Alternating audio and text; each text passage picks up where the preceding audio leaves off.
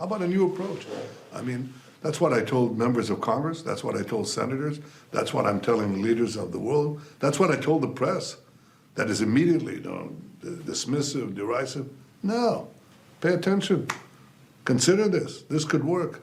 I'll tell you, President Trump has not only been the greatest friend that Israel has had in the White House, and his administration has been doing incredible things under his leadership for our alliance, but I think he's helping complete something that we've begun. Under my government, and with the courage of Israel's soldiers, we're reshaping the Middle East. We smashed the Iran axis. We smashed them in Gaza. We smashed their proxy, Hezbollah, in Lebanon. We hit the Houthis. We brought down, in many ways, our actions brought down the Assad regime. So the Iran axis has been broken. Now we have an opportunity, by preventing them from getting to nuclear weapons, by completing the dismantling of the Hamas axis, to bring a different Middle East that opens up the possibility of peace, expanding the Abraham Accords to other countries, and not only Arab countries, I think Muslim countries too.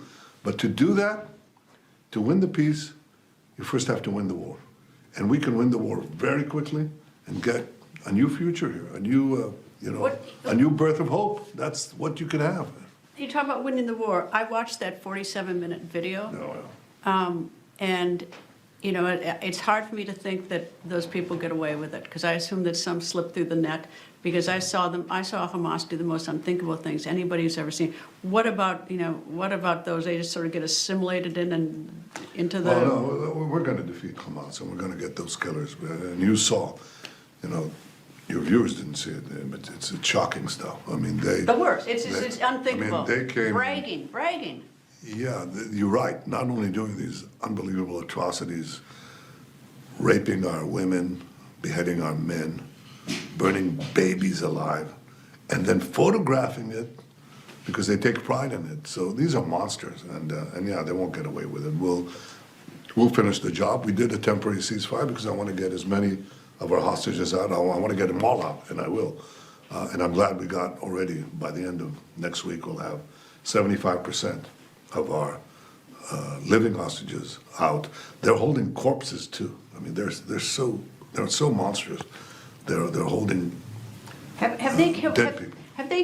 Has Hamas killed any hostages during the time of the ceasefire? I mean, during this period, have they been killing them? During the war, yeah, they killed 6 hostages for sure. Well, that was last August, but once these phases started, have they killed them? No, I don't think so. But we're glad to see every hostage that comes out alive is a blessing. So we have 3 war goals in Gaza. Destroy Hamas's military and governing capabilities, effectively get rid of Hamas. Second, achieve the release of all our hostages. And third, ensure that Gaza never poses a threat to Israel again. And that's where President Trump's fresh ideas come into the fore, because it's an idea of a new Gaza, a different Gaza, and not this, basically this terrorist enclave that keeps trying to destroy us again and again and again. I think this is something that has to be pursued.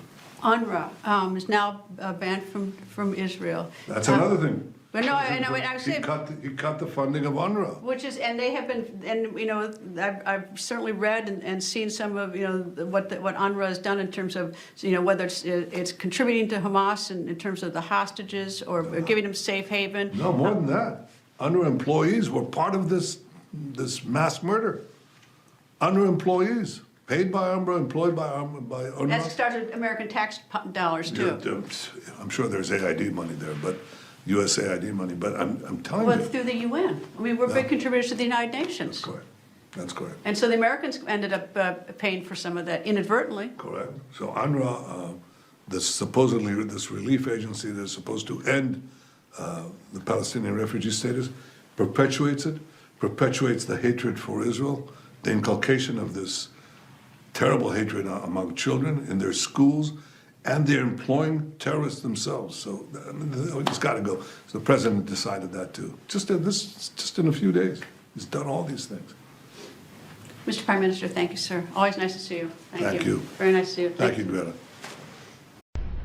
People think news just happens. It doesn't. It happens because there's someone there to capture the moment, to explain it and share it. That's my job. I go where news breaks and give you the facts. Join me for The Record on Newsmax.